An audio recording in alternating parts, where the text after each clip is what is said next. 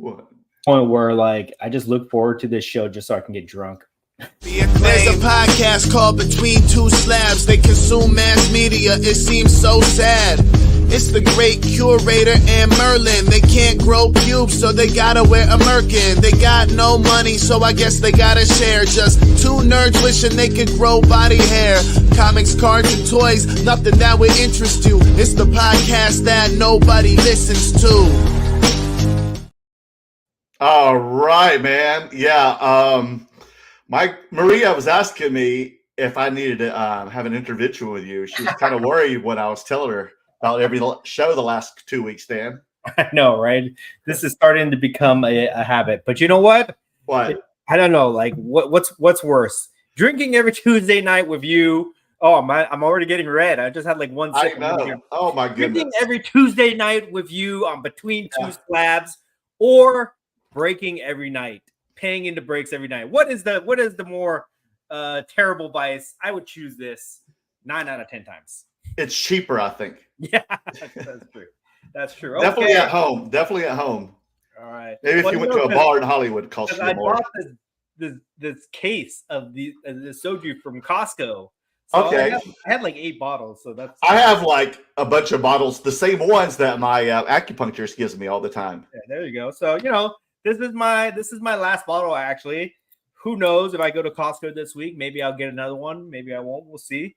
I like that banana stuff you gave me last week. That was yummy. Oh yeah, that's tasty. Makgeolli, banana flavored makgeolli.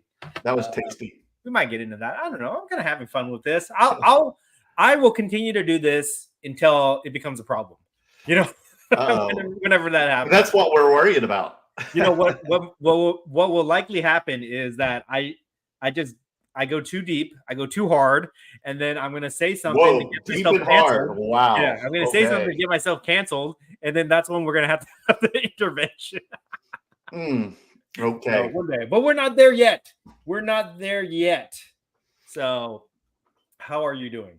Well, it's good. It's good to have a little escape right now. There's too much crap going on in the news, as we all know. But so it's good that we have Between Two Slabs every Tuesday, so you can just escape your worries and the news and all the other bull crap and enjoy the hobby with Dan, the great Curator, and Merlin of Merleworld cards. How about that, folks? Yeah, I'm glad you brought that up because I was just thinking about this the other day. Or today I was just thinking about it. And like, I think we need to have a hard rule of, I don't know if this sounds bad or not, but like, I just don't want to talk about any outside world events that can be that can be controversial. You know what I mean? Right. Because I've told this story before, where the reason I got back into the hobby is because this was before the last election cycle, where I was paying attention to the news all the time. I was trying to be a responsible adult. Understand?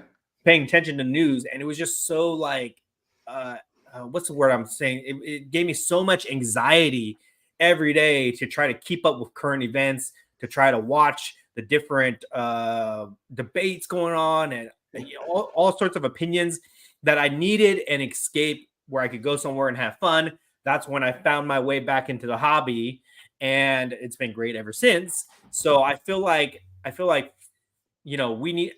just want to keep this a safe space. You know what I mean? Mm-hmm. I want this to be as pure and fun as possible. So I think we need to have a hard rule where we don't talk about outside events. You know what I mean?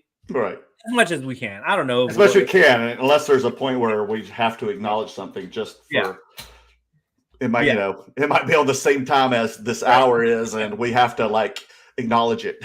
Right. So let's just try to keep it other than that, I like to debate the great Curator on Tuesdays every week at 9 p.m. Eastern Time, 6 p.m. Pacific.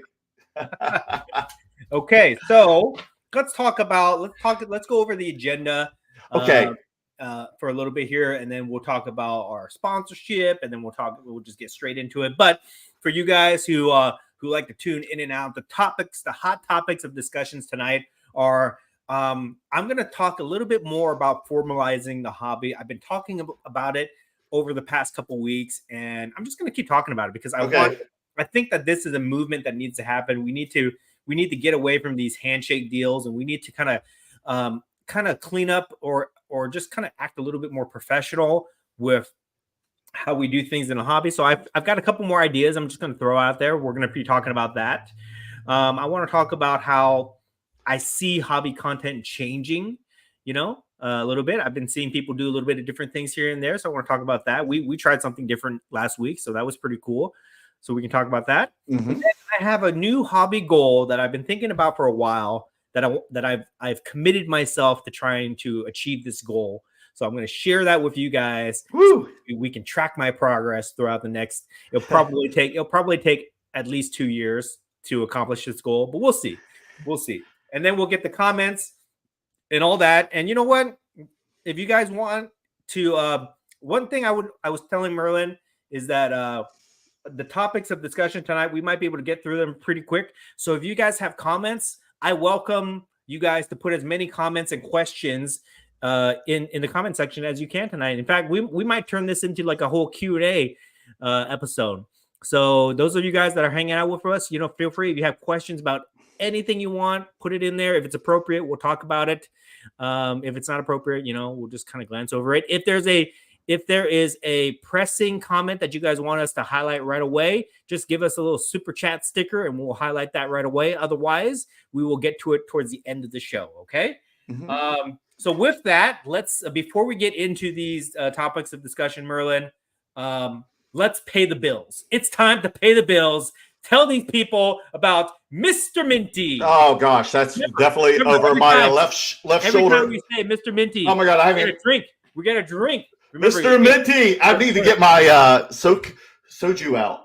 For those of you playing at home, we have a new game this month for our sponsorship with Mr. Minty. Every time we say Mr. Minty, we drink. There's 6 syllables in that. So instead of saying cheers, we say Mr. Minty. All right, Merlin, hit him.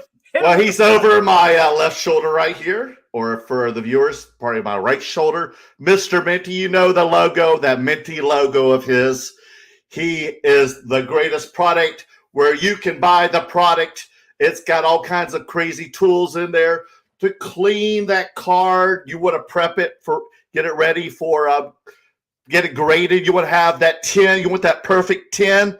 Well, all you need to buy is his product. Go online, check him out on Instagram, and he's got his own website. The link is down below. And Dan, if you use the password, code word Curator, what do you get for Curator?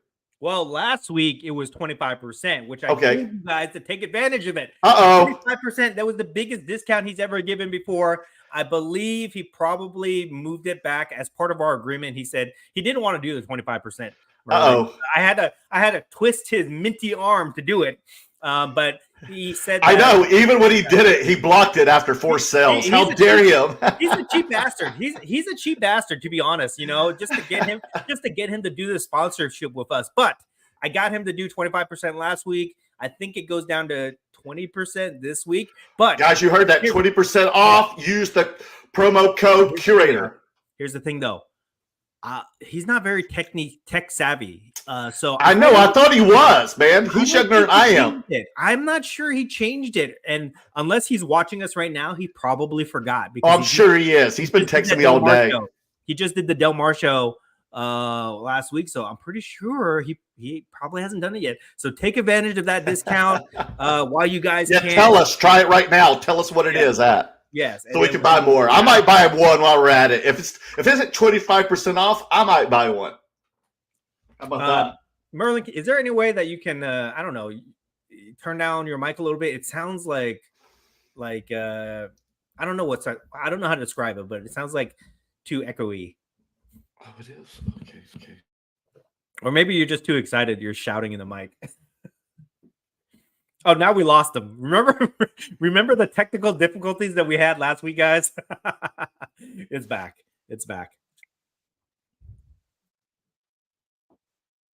No, we can't hear you. We can't hear you, Merlin. Adrian must have called Merlin again. We cannot hear him. We'll give him a second to do that, okay? I guess I'll give Mr. Minty an extra plug here.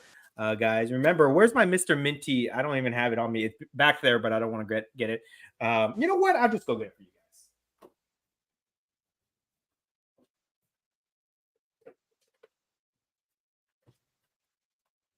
While Merlin is fixing this, we'll do the Mr. Minty plug again, guys. Remember, get this. This is the bag that you want to get. This is the product, the card prepping kit.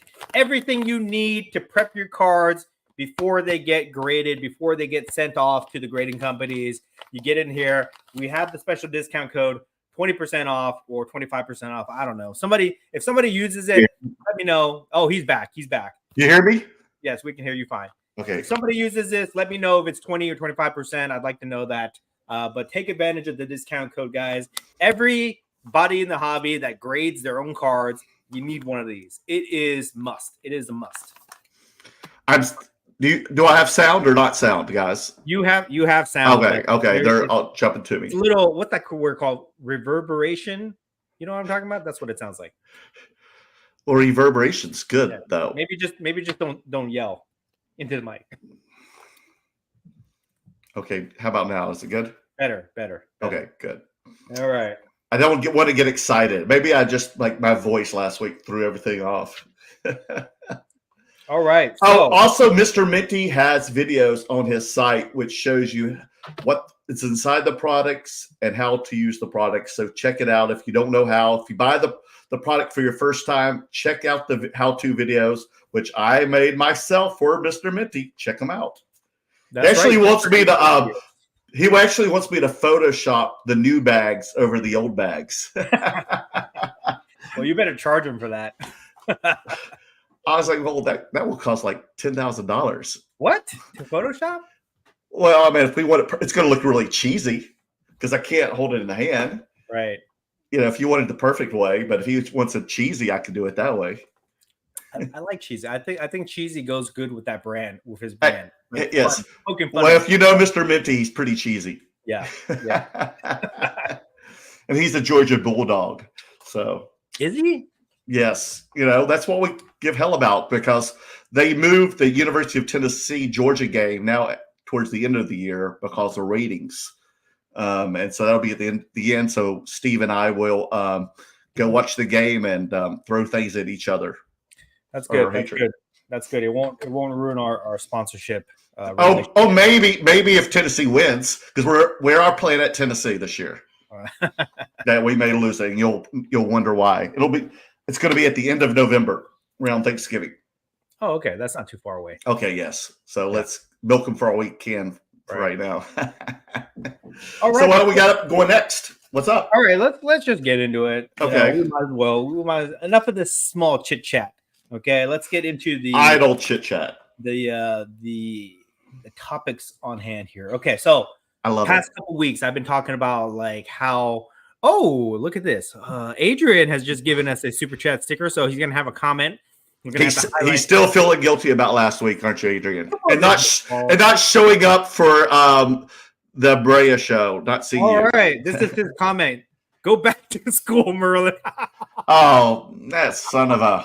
Oh my God, he's in trouble. Adrian, you're in trouble, dude. If you guys don't get that, he's telling Merlin to go back to, I guess, film school. Yes.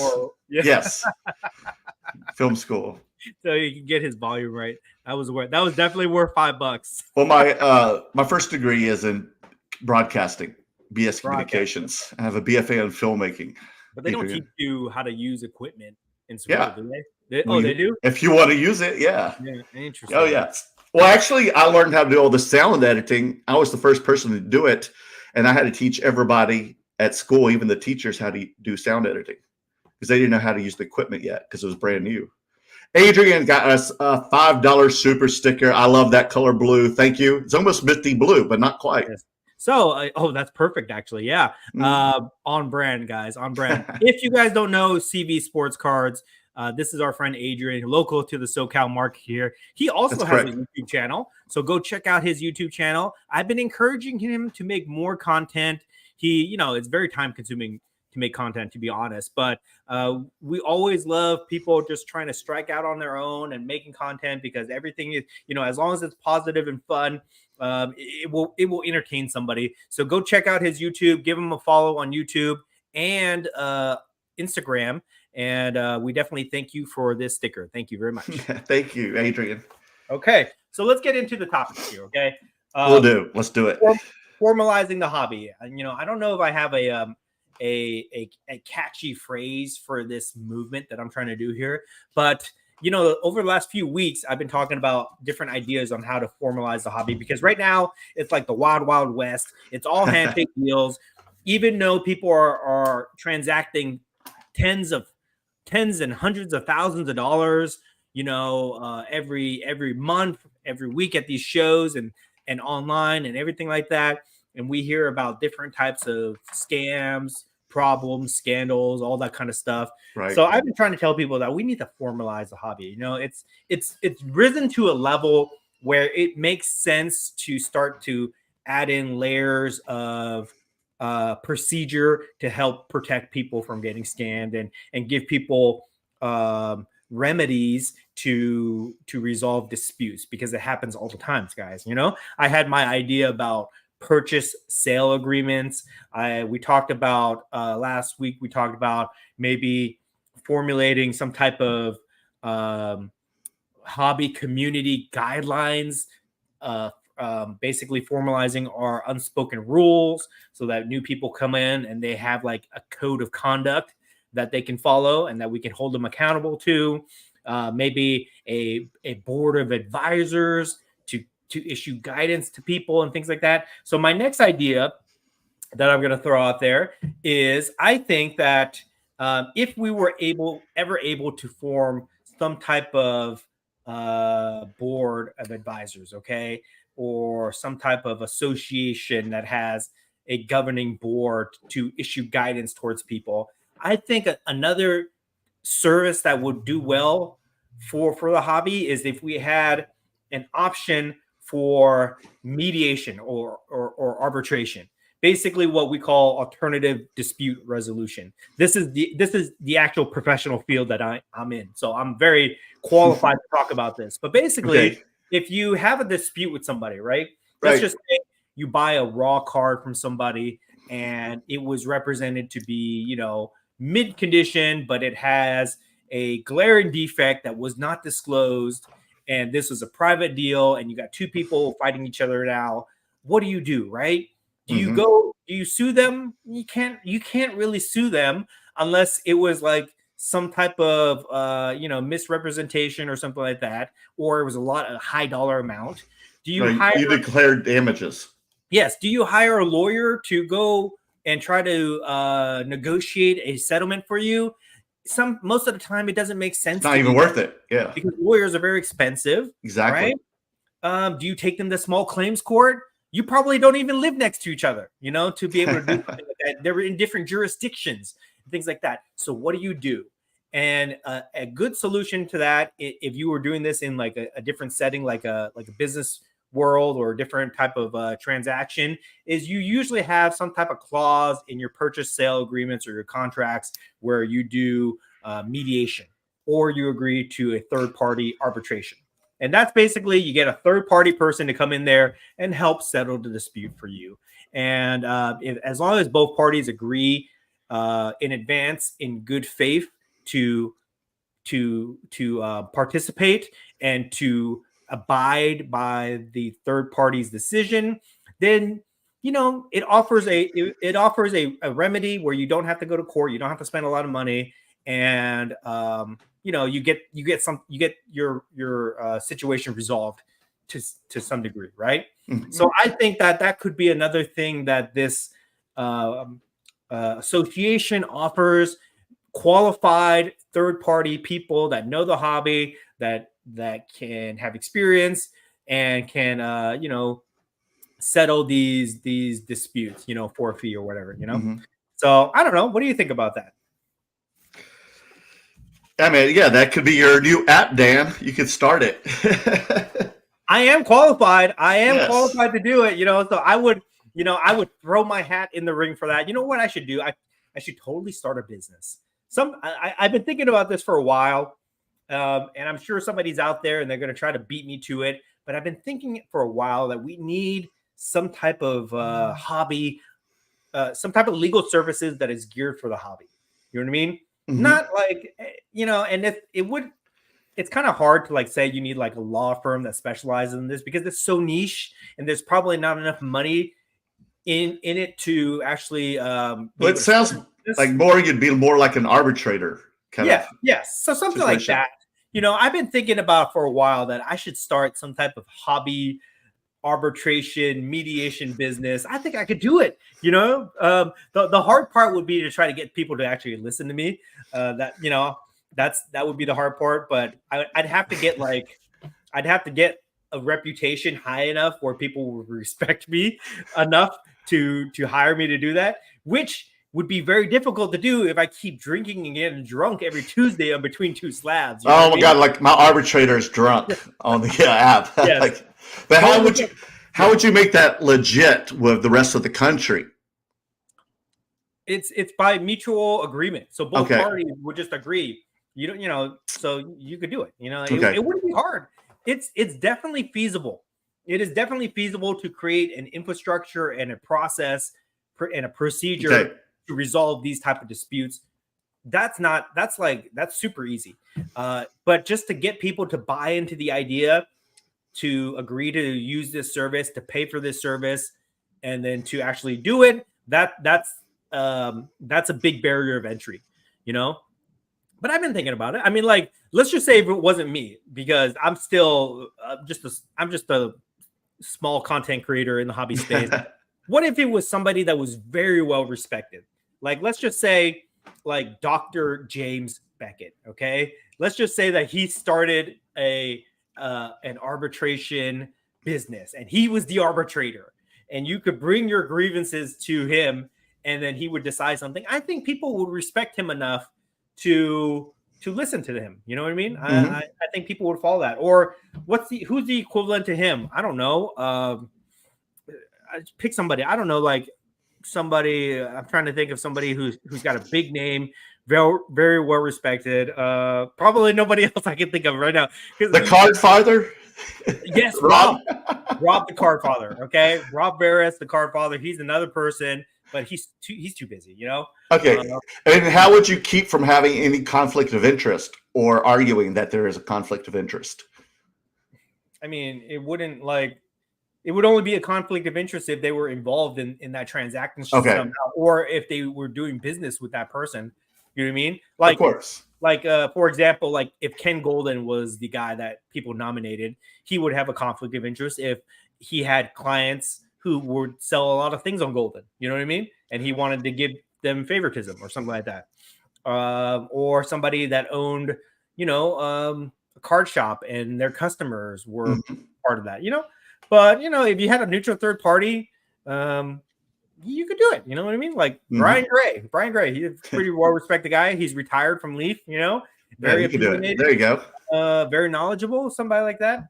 But I think that would be kind of an interesting thing. And I think that we do need some type of process to settle these disputes, because it happens a lot. You know what I mean? Mm-hmm. It happens a lot. And what's the problem with these things is, like, people are trying to resolve it in these traditional ways outside of the hobby. You get a lawyer involved, you sue them, things like that. But the hobby is so niche and specialized, like, it's hard for people to understand and interpret these things, you know what I mean? Mm-hmm. And figure it out. I mean, look at these lawsuits that are going on right now. They never get settled, you know what I mean?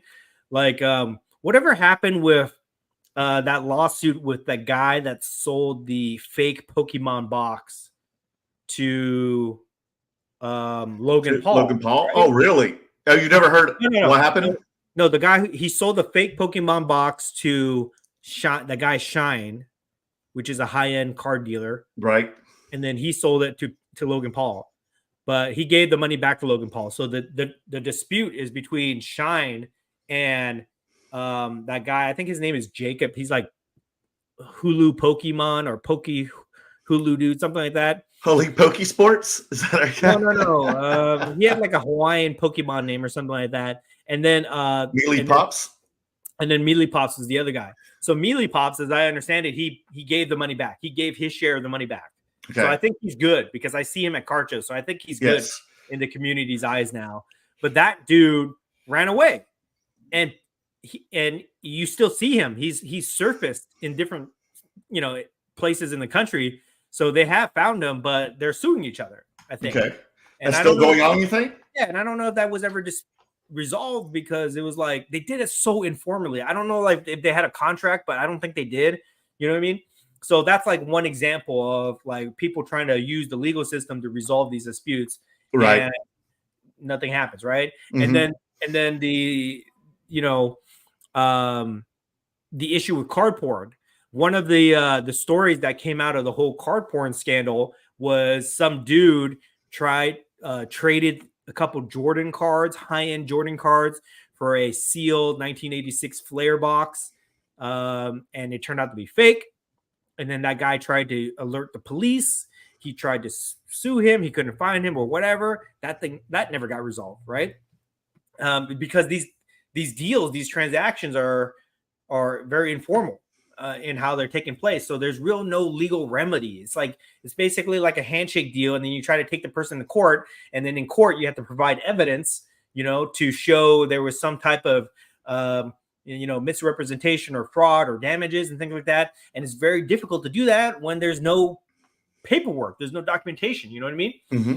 So maybe this could be a solution to that, where it's handled by hobby people who know what's going on, and it's a little bit more efficient process, and it offers remedies for people and things like that. I don't know.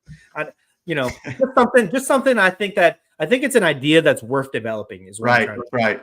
I mean, if we have some type of third party service that both people in the transaction agree to in advance to handle any type of dispute, I think that would at least give people some type of pathway to resolving any type of dispute. It's kind of like the people's court, except the hobby court. Kind of, yeah. The people's court. If I understand it correctly, that's not a real court. No, it's not. It's always a retired judge as well. Yes. So that's an example. That's a third party arbitrator. Both parties agree to go to the third party arbitrator to resolve their dispute. Correct. They just make it look like court, basically. Exactly. Yes, that's a set. That's a set, and they agree to what they even tell you. In the show at the end during rolling credits that this is just they've all agreed to be on the show and agree to the results. What if somebody like a creative Hollywood executive did that for the hobby, right? What if they took my idea for party arbitrator and made it into a hobby courtroom where resolve their dispute? I love it. He sold me a card that he said would grade a PSA 9, and it came back a PSA 6. He represented that to me. Oh my goodness. But anyways, anything else you want to add to this? Oh no, that's just another show we've got to pitch to the networks. We're gonna get to that. We're gonna get to that topic that you bring up over the weekend. Let me give my closing thoughts on this, and then we can move on to the next segment here. But again, I think that we need to move towards more of a formalized process in the hobby. Not for everything, guys. Don't worry about it. Don't freak out. Not for everything, but for the things that we're spending real money on, and there's a chance that things can go sideways. We need to have a formalized process to document the terms, the conditions, and give us remedies to try to resolve these disputes so that we're not left hanging. I think that will go a long way to eliminating a lot of fraud in the hobby and make it easier for people to kind of transact and get involved in a hobby and things like that. You know what I mean? Mm-hmm. It's time. When we're doing transactions for like $100, okay, we don't need that. But if we're doing transactions for $10,000+ which happens all the time, we need something like that just to give us peace of mind and protect us and all that stuff. Okay. All right. Let's move on to our next segment here, which is what we're going to add the segment in, guys, because Merlin just reminded me.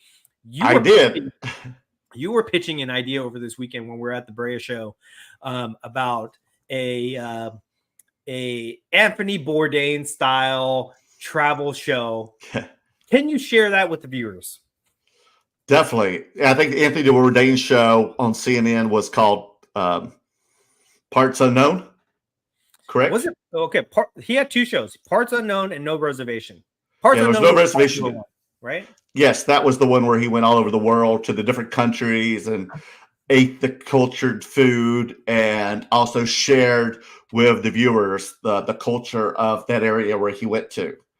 Okay. So a lot of times he would go into very desolate areas. I don't know if a card hobby is as big as food as some of these areas, but we could go to bigger cities like Tokyo, Paris, London, South America, and go to card shows and talk about the culture. I think you're onto something here because, okay, let me make my pitch, okay? Because people all over the world now are doing collectibles and trading cards. Okay, let me make my pitch. You're the Hollywood executive, okay? Okay. And I have a meeting with you and I'm making my pitch, okay?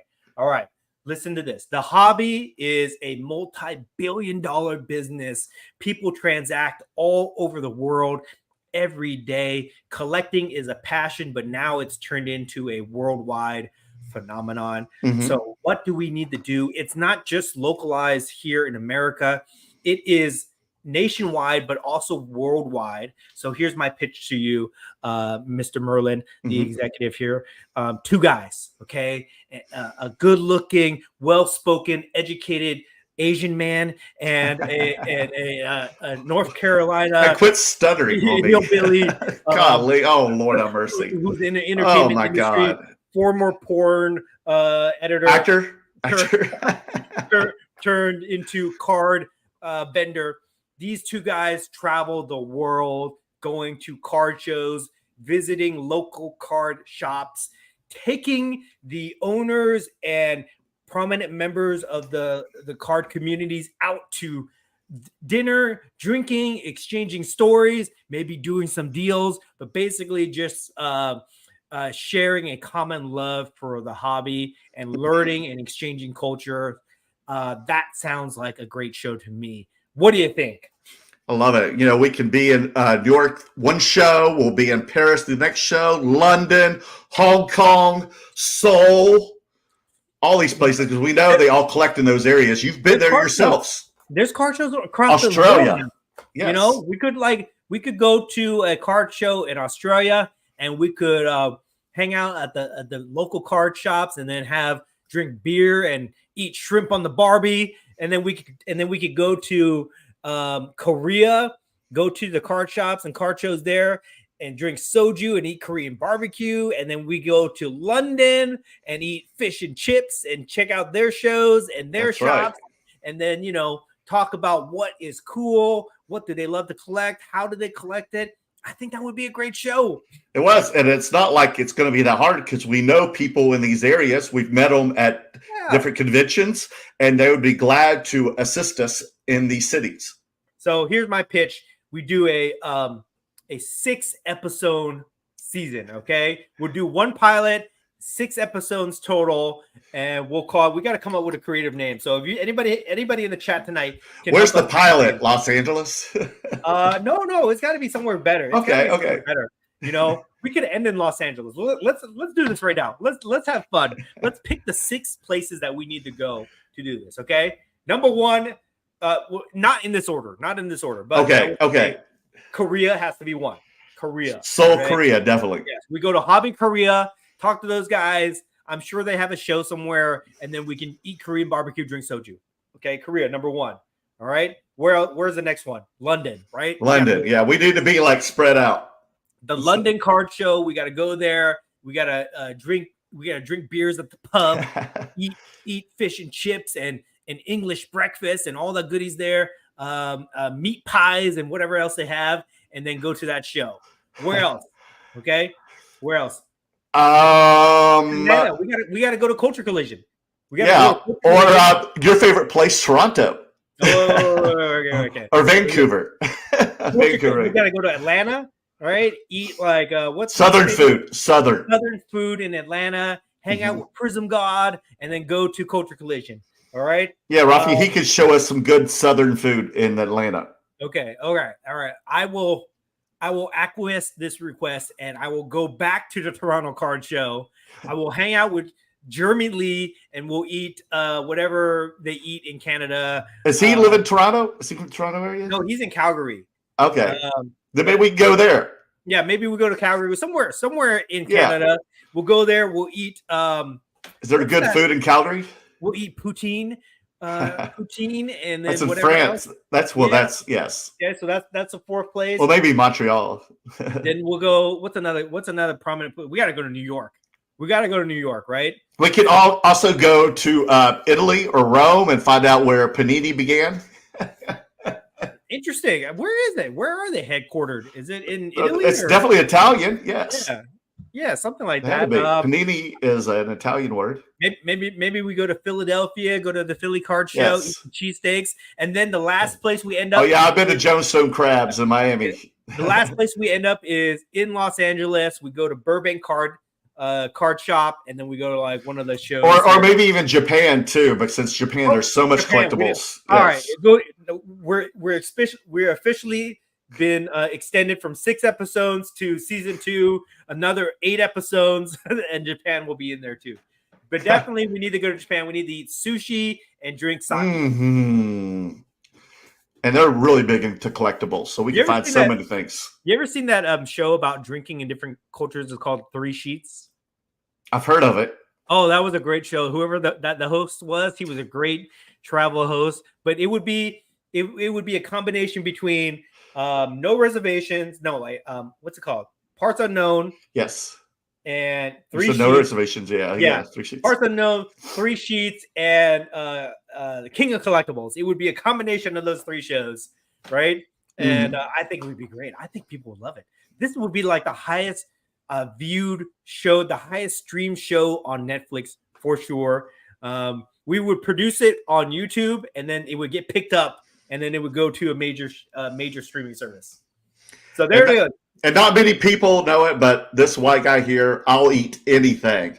I've eaten live Korean sashimi, which I've had lobster walk off my plate, and I still ate the meat out of the tail while it crawled off my plate. Have you ever done that? I cannot say that I have done it. we have to do it. I love it. And halibut and all that stuff that's still kicking. Yeah. I'll eat it. You name it. If it's still moving, I'll still eat it. I don't care. Yeah. We need to do that. And then we can become the global ambassadors for the hobby. Exactly. That will be my new made up title that I usually give myself. I will go from the hardest working man in the hobby to the global ambassador to the hobby. And we can just have fun. We don't have to worry about. Yeah, we'll connect all the shows globally. Yeah, we can trading. We just go have fun. You know, I want to get away from I want to get on the other side of the table. I don't want to set up at shows as much anymore. I want to go out and experience things and meet people. You know what I mean? Too. So I think that's a great idea. Let's make this happen, guys. I know there's probably some Hollywood executive that streams this podcast every once in a while. Let's try to make this happen. Let's get some funding for this. Maybe we can I don't know. Well, we started off with $5 from Adrian tonight. Thank you. There we go. I guess $5 to the kitty of our fund. How does that work where a show gets picked up and then like green lighted, right? And then how do they get a budget to do something for show? Yeah. Well, they'll definitely do the sizzle reel, like I said, and then they'll do the pilot from the sizzle reel if they get the investor. So you start a sizzle reel first, which is about a 2 to 5 minute, like a promo, and you can just pull clips, whatever. You can just make it all up, and a lot of people use like real interviews, and I splice them in with found clips off YouTube, and then you find those investors, like the producer stuff. They believe in it. They see the promo or the sizzle reel, and then they put money into the pilot. And then from that pilot, you want that to get picked up by cable, streaming, or network. I think this could happen. Saying we're down. We'll do. We're down for 8 episodes. We're down for or was it King Golden? That was 6 episodes, correct? Who determines the budget? The producers, of course. Okay. Yeah. Okay. So wait. So when you pitch this to like a company, do they give you the producer, or do you bring in your own producer? No, they'll be in there. The producers will be. Yes. Okay. All right. I think I think we should be writing this down because this sounds like a great idea. You might want to link yourself with like a person who's a good showrunner, which is a TV producer who's also head of like the creative. Even for reality, they're the head of everything. There's not like a writer or anything like that. There's like the producers. Because I often said that I think that me and you are probably two of the more entertaining people in the hobby, right? Mm-hmm. I mean, compared to, we love all our counterparts in the hobby, all our colleagues and everybody else. But come on, guys, we are way more entertaining than like the majority of people out there. Come on, we need to get a pilot picked up. So Merlin. Exactly. And with SAG still on strike, they are hungry.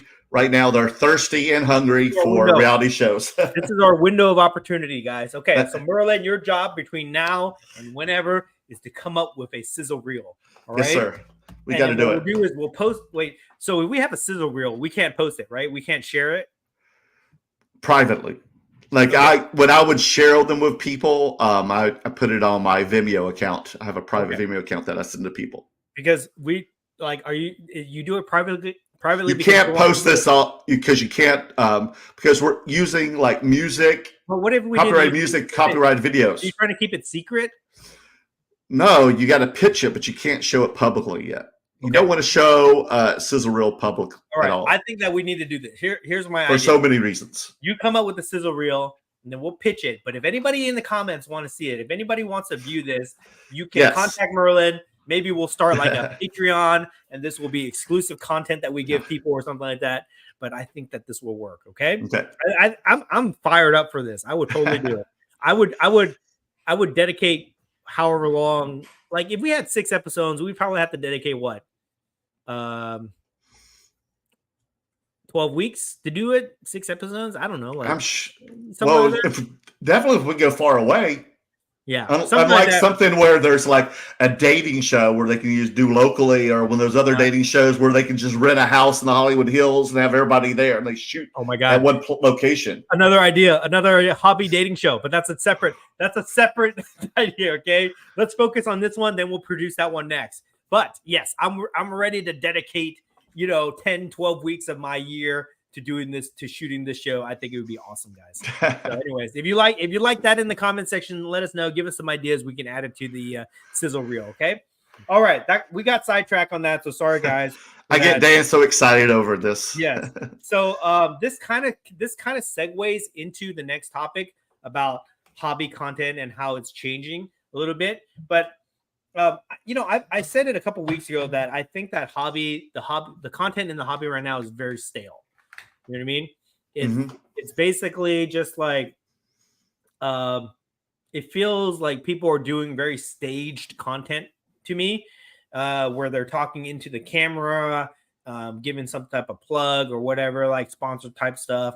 I mean, I do it too, so I'm guilty of it myself. You know what I mean? But is it scripted? Yeah, scripted content, but not like. No, but are you scripted?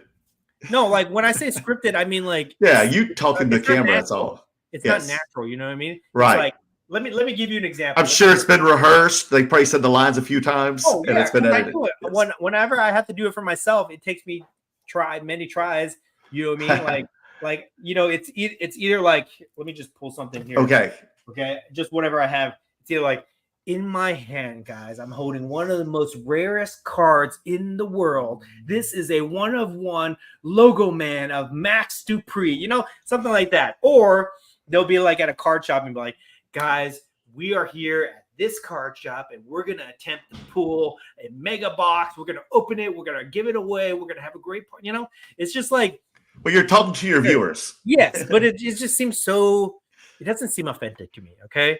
Like it was cool when it first came out, but now everybody's doing it. And do you think it's become like too QVC? I think that people. West.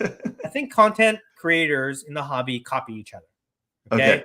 definitely copy each other. And they see who's successful and take from that. Yes, for sure. And like copycat it. Like the auction houses, they all copy each other. It's really annoying how like everybody's copying Ken Golden. Basically, what Ken started his whole thing where he's telling the story.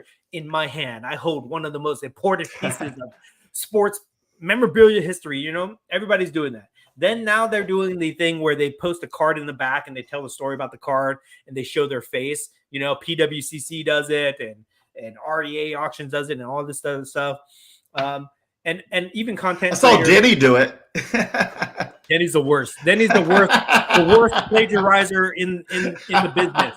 Okay, but anyways, whatever. People are copying each other. That's to be expected, I guess. But my point is that it is a little bit stale, in my opinion. But here's what I notice happening now. Okay, and this I cannot take credit for this. I cannot take credit. We cannot take credit for this. But I noticed people going to the live format for the podcast. Now, okay. We were not the first people. I think maybe Sports Card Nonsense were the first people. Jeff Wilson does his podcast live. There's 3 other guys from the Collect Apps. They do it. And probably some other people do it. We did it last week. I feel like that is the next evolution of hobby content. In person, live. In person podcast. Okay. And that is the next thing that you're going to start seeing happen. I feel like at some point we're going to get away from the staged content, and then we're going to do something else.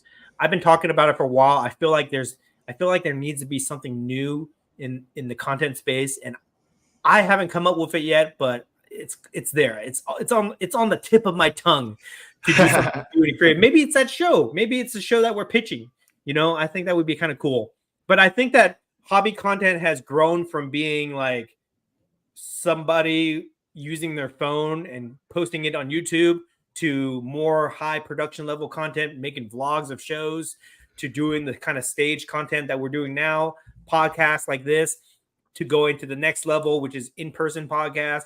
I feel like if we look towards other types of contents outside of the hobby, like if we look at like sports broadcast content or news channels or whatever else right there, like it's way different. It's way different. And if we can just kind of take the best parts of all these different types of content or high level production content out there, I think that we're going to start adapting that in the hobby, and you're going to see changes like that. And it's getting there, you know, like I said before, with the whole formalization of how we do deals, content is also growing in the hobby space. Content pretty soon will probably be the main thing in the hobby, where people can make more money making content than they do flipping cards.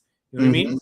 And then you'll see people putting in a lot of money in producing shows and stuff like that, because you get more value, like what Ken Golden's doing with the King of Collectibles, right? That show probably costs a lot of money to produce, but they think it's worthwhile for whatever reason to do that.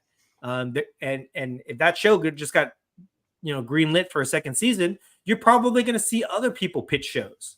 Definitely. I wouldn't be surprised if Cardfather, Burbank Card Show, or the Burbank Sports Cards, I wouldn't be surprised if they had like a Pawn Stars style show. Yeah, I could see that as well. You know what I mean? Right. Where people just film in their store, or you'll see other people, like what we're doing. And the staff and everybody are regulars of the show.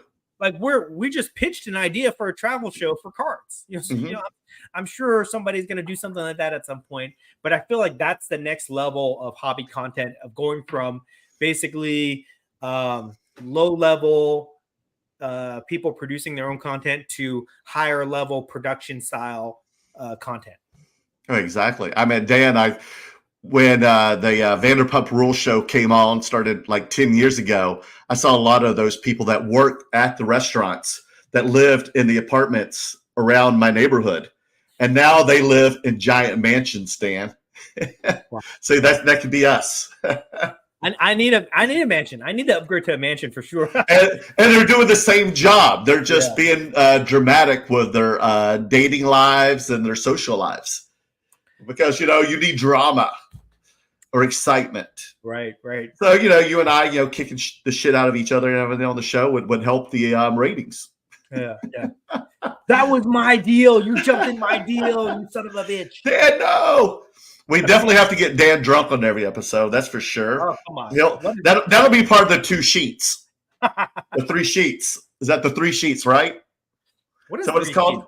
3 sheets to the win. 3 sheets to the win. Exactly. What does that mean? That means you're drunk or something, right? That's been you the last few weeks on Between Two Slabs. Oh, it's not that bad. It's not that bad. I never said it was bad. I'm just saying that's all it was. I'm not complaining. I love it. I'm a social drinker. I love it. Yes, I know. So you're being social right now. I love it. You're fun, Bobby. Yes. All right. So I love it. Anything you want to add before we transition? Yeah, maybe like different episodes we can have some of our fans that come with us. Maybe Papa Jim. Are we back to this? Are we back to our pitch? Okay. Well, they're all like leaving comments and they're all excited. Like, take me with you, Papa Jim. What I think we could do is every episode we need a local guide, right? We're going to strange new places. We don't know anything, so we need a local guide to come and be like, hey, this is the LCS that everybody goes to. This is the best place to eat, best place to drink. So yes, right. I think that's a great idea. We could get our viewers that live in the area to take us around and things. Here's like some that. of the hobby shops. Here's some of the card shops, whatever, collectibles. Yeah. We can also learn what are like the hot items that people collect in certain regions of the world. You ever seen that show American Pickers? Oh yeah, of course I have. American Pickers, they go all over the country. So it could be a hybrid of that too, where we're going to these different places and we're trying to find a rare item, you know what I mean, and bring it back to where we, our local area and stuff. I think that'd be cool. Cards and hookers, Adrian. That's Amsterdam. That's what we'll do when we go there. Oh my God! Have you ever been to Amsterdam? No, I've never have. I'd love to. Have you? You have? I have been to Amsterdam. And look at that face. That face looks very guilty. That must be was that pre-marriage? That was pre-marriage. Okay? I never did anything that was illegal. Look at that. I never did anything illegal in Amsterdam. Oh my gosh! Have you ever been to a chicken ranch in Nevada? Wait, what? A chicken ranch? What is that? Is that the bunny ranch? Yes. No. Ever been locked up in a Turkish prison? No. Okay. No. So tell us more about Copenhagen or Amsterdam, Dan. It's actually it's a beautiful city. Beautiful city. Yes. Great food. A lot of fun stuff to do. Do you ride bikes a lot? A lot of bike riding. I do not ride bike. You can walk. Okay. You can walk everywhere, but it's a great city. And I'm sure there's a card community out there somewhere. I'm sure. So, anyways, all right. Let's move. Some of those Beggar Bros cards will sell there. Let's move on from this topic before we get in trouble. Okay. Okay. And then the next topic is I have a new goal. I have a new goal in mind, a new hobby goal. Okay. You haven't even told me, so please share with us. So I don't know. Maybe it's just me, but my attention kind of wanders every few months from the hobby. You know what I mean? Like I'll be really into Marvel, and then I'll go to Star Wars, then I'll go to wrestling, then I go to like K-pop cards, and I'll go back to wrestling, then I go back to My Little Kitty or my little kitty, whatever, right? I like to try different things, and it gets me excited when you come up with new goals, right? And then when you get into a new area, then you come up with goals like, okay, I'm going to collect this set. I'm going to collect this card. And it motivates you to give you something to work towards, right? Mm-hmm. So anyways, I've been kind of like getting tired, like bored of the hobby lately and certain things. So I'm like trying to come up with different ways to keep motivate myself to achieve certain goals. Okay. So lately I've been like consolidating my collection. Okay. My inventory is very low right now. You saw like at the Brea show, I barely had anything. I didn't even have, I had like 10 cards to put out. Basically. Okay. And that was all the shoebox. Yeah. Real cards. So anyways, my next goal, or something that's been weighing heavily on my mind lately, is my student loan debt. Okay. This is like real life stuff. Like you still have a student loan debt? Oh my God, are you kidding me? I went to law school. When I graduated law school, I had $350,000 in student loan debt. Can you believe that? Did you apply for the student loan forgiveness plan? You can only get that if you work in public service, which I do not. Okay, so I had that. Now my debt is like, I'm not even, I'll just disclose it. My debt's like 180 grand. Okay, so when I graduated law school, 10 years ago, 12 years ago, it was like $350,000, and I've gotten it down to $180,000 in student loan debt, right?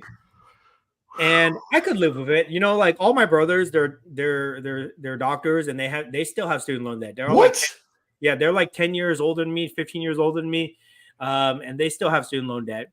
Everybody that goes to grad school, that goes to professional grad school, they have student loan debt. Unless their parents paid for it or they had some type of crazy scholarship, they all have student loan debt, and you continue to pay that debt all the way up until your 50s, basically. Well, fortunately, that was me.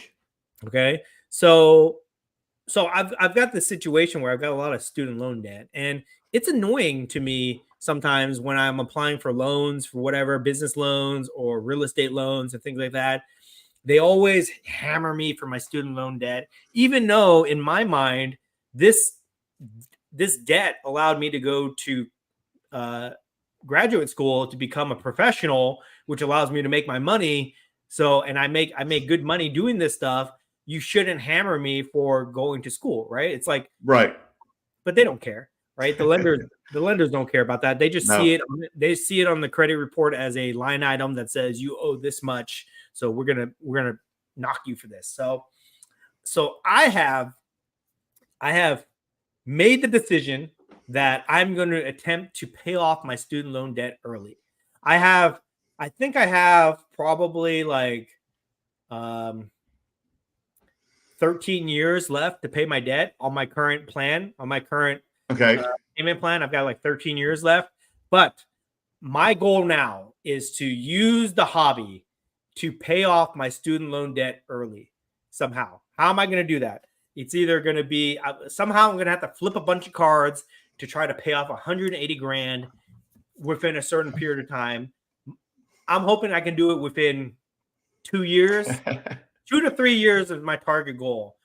So that is my new goal that I just decided recently, where I'm going to start trying to flip cards as much as I can, take my profit, and instead of buying more cards, because honestly, the last 2 years I've spent so much money I could have paid off my student loan debt on cards, to be honest. Okay, but now I'm gonna take that money and I'm gonna start to try to pay off the student loan debt aggressively.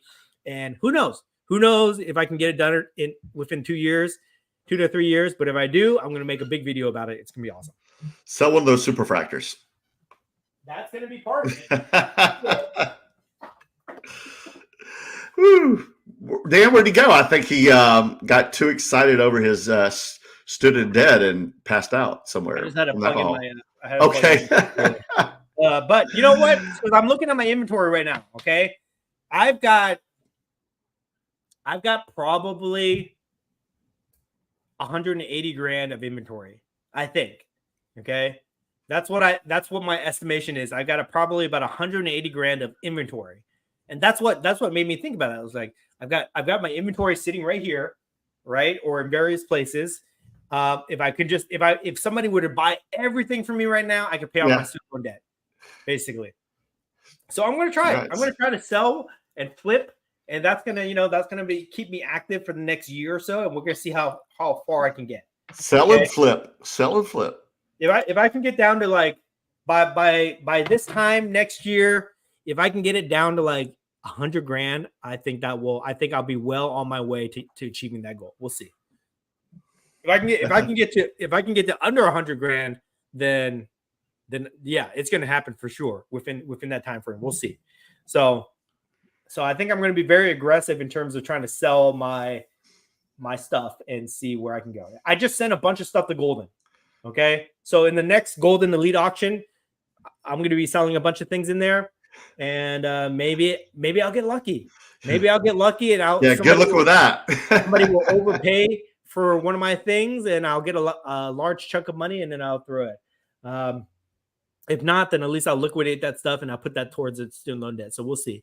And then maybe if maybe I'll start, we'll start keeping tabs, and I'll say like in every weekly episode or whatever, I'll be like, okay, on the list here, 180 down to 175 or whatever it is. You know what I mean? Right. So we'll see.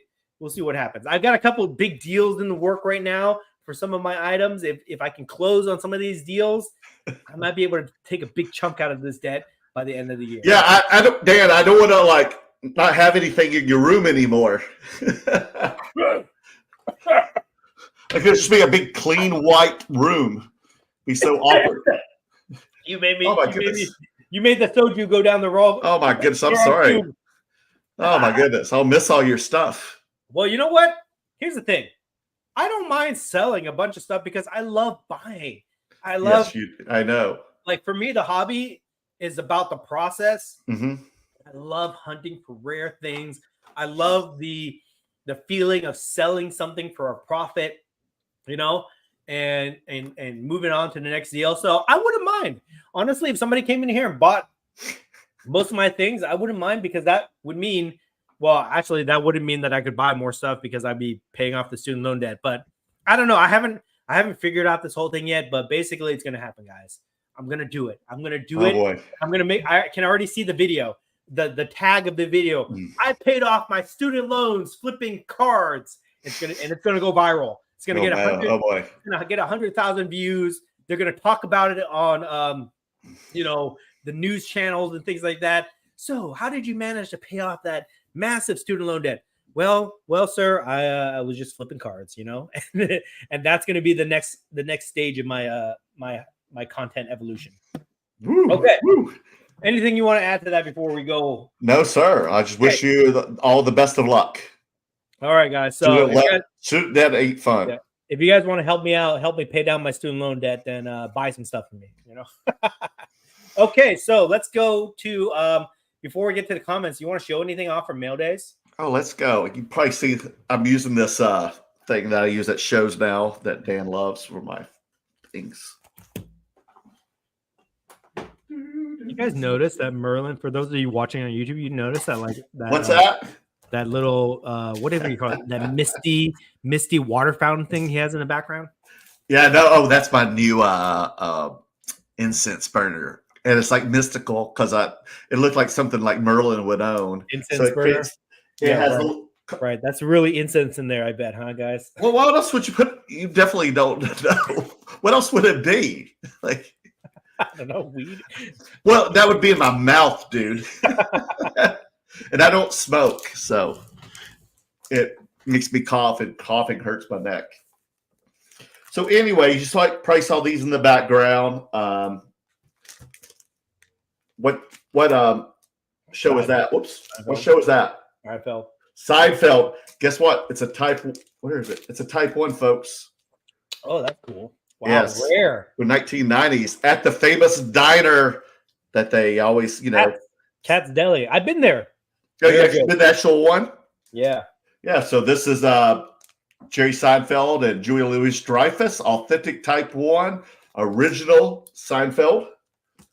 And then I think Mr. Minty might be getting this one. I've got 2 more, but this is my first one that I just got back yesterday. And it's the Beastie Boys from 1987. And he's throwing beer on the crowd. Look at those guys. Type 1 from 1987. This is Mr. Minty's favorite band. And it's would you consider what genre or what type of music is Beastie Boys? Is it rap? Hip hop, yeah, rap hip hop. They're already in the Hall of Fame. They were the first hip hop album to ever reach number 1. Did you know that? License to Ill, 1987, which is the same year this came out. Interesting. This concert. So these, if you've seen me now sell a lot of old school hip hop photos, and believe it or not, besides sports type 1 photos, that old school hip hop is the other most popular genre, and also Nassau. So I found that comedy one too. It was great to find a Seinfeld one because they're usually taking off cameras, and they didn't use really nice film cameras back in those days like they do now. He was back like the 4:3 dimension, the old TVs. Remember those, Dan? The old TVs? Yeah. Okay, so I got one thing to show off, and then we'll get to your comments, guys. We've got a lot of comments to go through here. So I'll make this quick here. Okay, please do. Okay. Just wait till he turns around. Okay. So I'll stare at his ass. Turn the beat around, Dan. Turn the beat around. His maroon shorts. Okay. Okay. All right, here we go. So I got one item that just came in today. Okay. What? Look at this. This is a signed Logo Man. NBA logo sticker signed by Jerry West. Oh, it is too. Okay. Describe the logo. Isn't that cool? So you got the actual guy who is the Logo Man signing the Logo Man card sticker. Yeah, I saw somebody had this last year, and I've always wanted one, and I saw it, and I just picked it up right away. So pretty cool, I'm a big. I can definitely appreciate Jerry West and his career. I'm a big Laker historian, so I love this. So pretty cool item to have. Did you ever watch Winning Time? I have not. Well, there's only 2 seasons. They had to end it, unfortunately, after 2, but it was really good. Yeah, I'll eventually get to that show. I know. They just couldn't get all that ensemble cast back because of the strike. Yeah. Sucks, but it was really good. Okay. All right, let's get to the comments here. Comments. Carlos, as always, the first one. Rise and shine, Curator Army. He puts a mashup on that one. Love it. Who else we got next? Richard Price. Let's do this. Rocket Ship. Papa Jim. Hello, gentlemen. Hope all is well with you both. Yes, Papa Jim. Also, Papa Jim, congratulations on, I guess, dating anniversary or engagement anniversary with your wife. So congratulations on that one. Sup, Chili. Hello. He does his little Beavis. The Sports Card Professor 7 Orist. Good evening, gentlemen. I have a new virtual LCS I will be looking to affiliate with in Atlanta. Interesting. We haven't talked about Jeff Wilson's announcement about his show, but we'll get to that next week, maybe. Let's do it. Yes. Mark the Collector. Happy Super Wrestling Tuesday party, people. And it's just NXT on Tuesday nights. Because my girlfriend goes, what night does not have wrestling? Diddy Cards. Costco selling sports memorabilia now, too, apparently. What? We've got to check this out, Dan. What are they selling? Because I know that they made news because they were selling gold bars. What? I didn't know they were selling gold bars. Yeah, they sold out too. Get some food, some gas, and now get gold bars at Costco. Hobby News Daily. Cheers. Diamond Dog Sports. I like that name. Hello, sports card collectors. What's up, buddy? Papa Jim, any card shows you going to before the end of the year? I might show up in Dallas with Mr. Minty. Steve's still hounding me every single day. He's been texting me all day to see if I'll room with him and put up with his snoring. Yeah, we'll go to the Front Row Card Show in Pasadena. Oh, Pasadena, yes. We'll have that one too. Jim, you got to come out here to Los Angeles. Yeah. Visit us. Hobby News Daily. Dan, why are you blocking me? Honestly, I don't know. I don't recognize the name, but if I block you, it's probably because you're a dick to me at some point. I always block assholes. Anybody here's the thing, people always get so surprised if they say something rude or insulting to me, and then I just block them, they get really upset. So I probably did that to you at some point, but you know what? If you apologize, I will unblock you. Okay. Well, obviously you're not blocking him now, yeah. Or he's coming through me. I don't know. Maybe he made a different alias. I don't know. But okay. Yeah, if you apologize and you're cool, I'll let you back in. If not, sorry, dude. That's just how it is. Diddy Cards. I can't believe Mr. Minty is still sponsoring y'all after last week's audio issues. Oh, shut up, Denny. Hey, I'll tell you this, Denny. He sold at least 5 kits last week because of us. Okay, he would have sold 10 if he didn't put some kind of weird stop on it after 4. Yeah, so he did it. He had to go in and fix it. He had his own technical issues going on at the same time we were having them. Yeah, so he's the last one to speak. That's proof that sponsoring Between Two Slabs is a definite moneymaker, positive moneymaker for any type of business. We were still selling Mr. Minty supply kits. but we actually broke the Mr. Minty internet because of that. We broke his at four kits. Papa Jim, Mr. Minty, the other bald-headed guy in the hobby, laughing out loud. Yeah, I saw y'all's autographs on top of your heads. Mark the Collector, you guys watching NXT tonight? WWE stacked it like crazy. Yeah, I watched Raw last night. Did you watch Raw? Did you watch Fastlane, Dan? I watched the end of it. I need to watch the front part of it. Kind of Fastlane? Yeah. It's good. But I usually watch the highlights. I fell asleep at the last event, though. Merlin sounds hyped up. I'm always hyped up. Denny Cards, amazing 2 weeks in a row. Thanks, Denny. Carla, sponsorship gets us excited. Oh, yep. Yeah. At some point, we usually get 1 to 2 sponsors during each cycle. So if you guys see somebody out there that you think would be a great fit for sponsoring this channel, and you guys want us to negotiate some discounts for you guys or anything like that, send them some messages, okay? Shameless self-promotion. Help us out. Help us get that next sponsor. Danny, if you want to sponsor us, go right ahead. Or Adrian, CV Sports Cards, Soju, Tom, Merlin, did you get some training to learn how to use that mic? Yeah, I think the mic is getting a beating. I might have to buy a replacement. Denny Cards, did you say Bachelor of Fine Arts? BOFA? No, it's BFA, Danny. Denny. BFA, Bachelor of Fine Arts. And it's conservatory, so I had to go 4 years. Ugh. And do a jury at the end.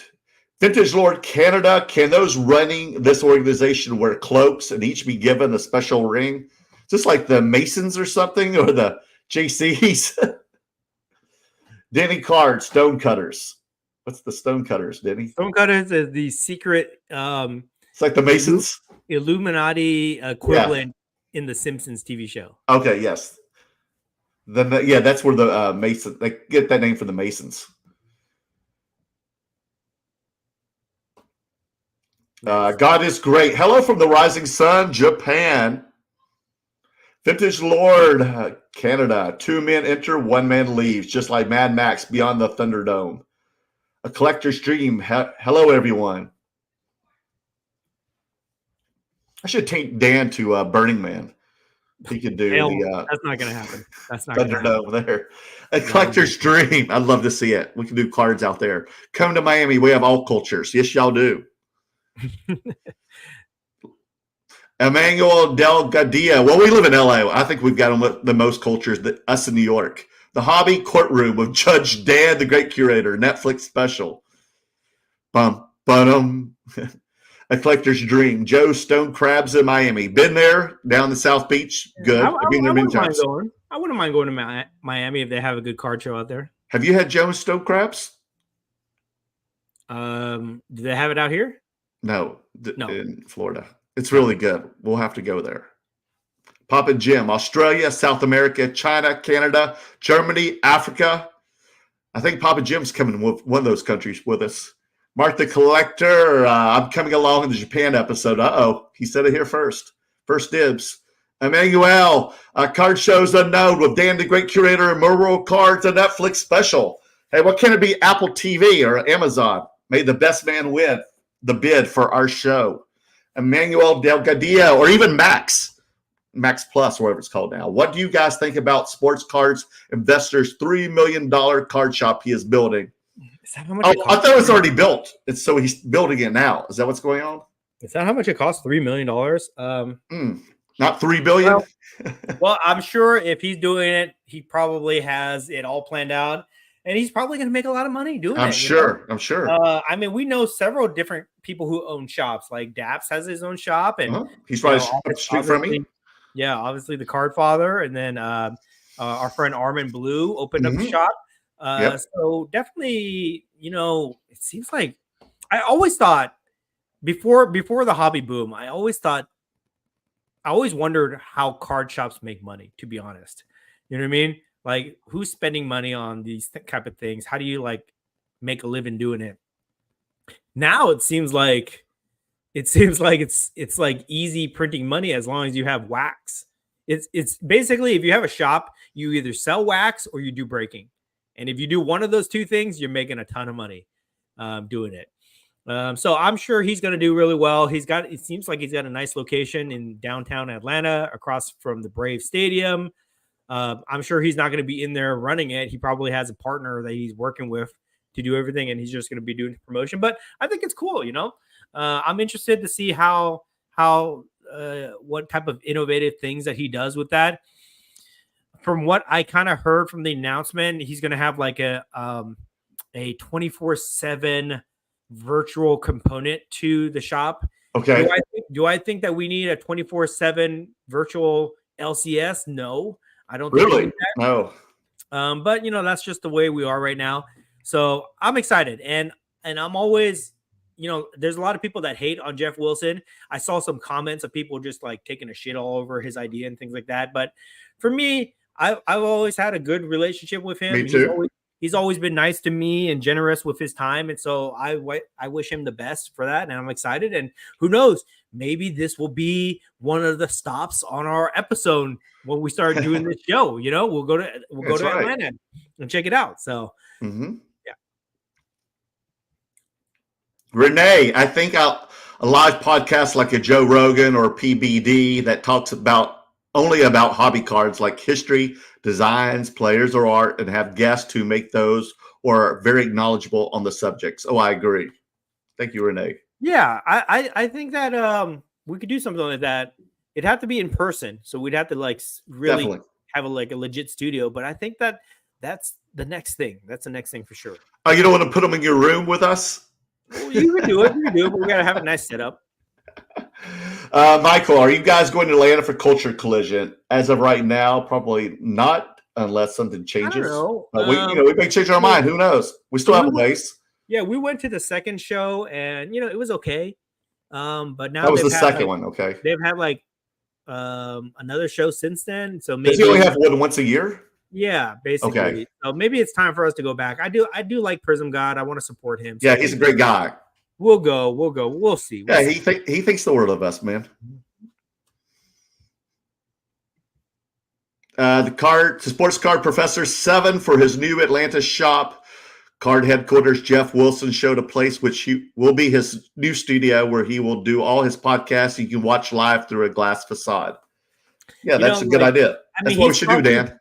He's probably paying. Well, I know for a fact he's already paying for a studio space for an office. He probably just said, okay, let's just throw a card shop in there too. I might as well. So I think it's going to work out. And Tyler Perry has his studios down there too, which is huge. Oh, okay. I'm glad you brought this up. Okay. So, not that it has anything to do with Tyler Perry, but yeah, I was wondering. For the longest time, we have said that Southern California is the best market in the hobby, is the best local market in the hobby, right? We have Burbank Sports Cards. We have the Burbank Card Show here. We have shows every month. We have Frankensons. We have all these card shops out here, right? Mm-hmm. I feel like Atlanta is starting to come up. Even though I haven't been there except for the Culture Collision, I feel like they've got big players there. They got Dr. Collectible, Prism God, the baseball card store. I forget the guy's name who's friends with Jeff Wilson. I forget his name. Yeah, I know you're talking about. Baseball card Todd or something. I forget what it is. Something like that. Now they got Jeff Wilson opening his store. I mean, sports card investors based out of Atlanta. I feel like Atlanta is starting to become a big hobby community in itself, and it could rival Southern California, if not overtake it. Well, it's funny. I mean, when I was going to school and selling cards back at the University of Tennessee, Knoxville, Atlanta was a big trading spot for the Southeast area. Yeah. So I'll give them respect for that. We'll see. I mean, I still think Southern California is the place to be. We got PSA here, at least, right? and things like that. But we'll see. We'll see what happens. Where is this here? Where is it? Mango, live format is just more fun. True. It's unpredictable. That's what's fun about live, I think. Papa Jim, years ago when I worked in my RV, I would do reviews on the RV parks that I would stay in. Very little video, but more of a write-up on them. Yeah. I was thinking about doing the same thing with 7-Elevens in Los Angeles area, too. 7-Eleven. I do know all my 7-Elevens in LA, and I can tell you because I like the ones that have like the Asian aisles, all the different candies like that green tea, Kit Kats and stuff. But yeah, we can do stuff like that. I mean, you can make now a reality show about anything, as long as you've got entertaining cast and some good drama. You need conflict all times. Random J Adventures. Hey, bro, been a while since I seen you in Houston. He's talking about me and Merlin. My Jokic auto card I brought for you, blah, blah, blah, got stolen. I thought you said you sold it for like $1,500. Or is that the flawless one? Let me know. Random J Adventures. Did you not get relief for the student loan debt relief, Dan? Part of my student loans were on forbearance for like 3 years, which was great. Another part of mine, which was private student loans, not federal student loans, I've been paying, so I didn't get any relief on that, and I don't qualify for any of the forgiveness or anything like that. So you don't? Why? That's mainly for like low income people or people on low income based repayment plans or people that do public service work, which I don't qualify for. Oh, that's probably how my girlfriend got it then, public service work. Vintage Lord Canada, I want that Beastie Boys. Well, if Mr. Minty doesn't take it from me, let me know. I'm also getting another one back pretty soon, too.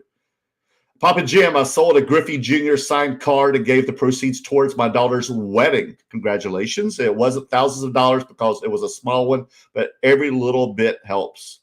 Nice, Papa Jim. Congrats. John, it's so interesting watching these card influencers buy modern prospect cards, as it seems 99% are going down. Yes, it's scary. So, for the longest time, it's like one of the most exciting things in the hobby to watch has been prospecting, QB prospecting, baseball prospecting, NBA prospecting. You see it everywhere. It started with Zion, and then it went to like all these other guys out there. But man, it's hard to do that stuff. And like this guy says, like John says, 99% of the time they go down. I guarantee you Wimby Yana cards are going to go down. You think so? Yes. You called it now. Yes. And I mean, we're already seeing it with the QB situation. Like, who's the QB for the Jets? I mean, not the Jets. The Dallas now? Justin Fields. Justin Fields. Yes. Going down. No, Jalen Hurts is doing great. They're undefeated. Then like Trey Lance, who got traded to Dallas from 49ers. Mac Jones cards are going down. Oh, God. Ooh. All the stuff. So I feel like at some point the hobby is going to shift away from that BS, and they're not going to do it. And then we're going to be finding other things to try to like flip and make money on. I hear you. Yeah. Did you ever do baseball prospects, Dan? When I first got in, I bought Ronald Acuna, and that's not a bad one to choose from. What was that guy who played? That's a good choice. Yeah, I can't remember the name. They got the shortstop for the Padres. Oh my gosh. I'm drawing a blank on his name right now. The shortstop for the Padres. I bought him. No, I forget his name. So I bought that a little bit, but I just wasn't into it, because I'm not like a big baseball guy. Where's all your Acunas? What'd you do with all those? Did you sell them already? Yeah. Oh, man, I want one. I'm a big Braves fan. Ohtani. I bought a bunch of Ohtani. I made money on all that stuff. You did? Sure. Okay, good. Yeah. Well, look at this guy. But I haven't gone back to it. Oh my goodness.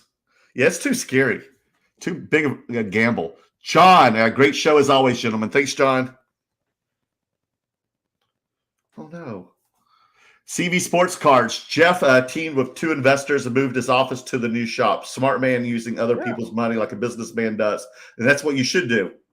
The great curator always emphasizes about that.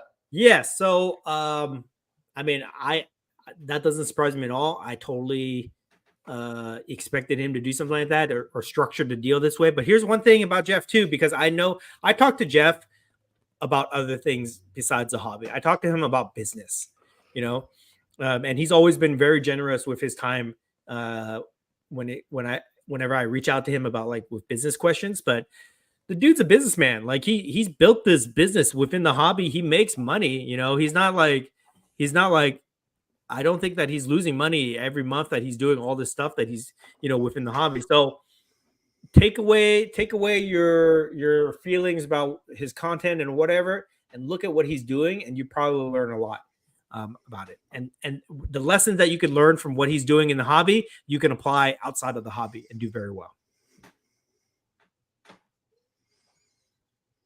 Adrian again, haha, 7-Eleven locator reviewer. Merlin always cracks me up. If you're awesome. Thanks, buddy. But yeah, it's important. There's a 7-Eleven down the street from me, but I won't go to it at all because it's gross. CV Sports Cards. Fernando.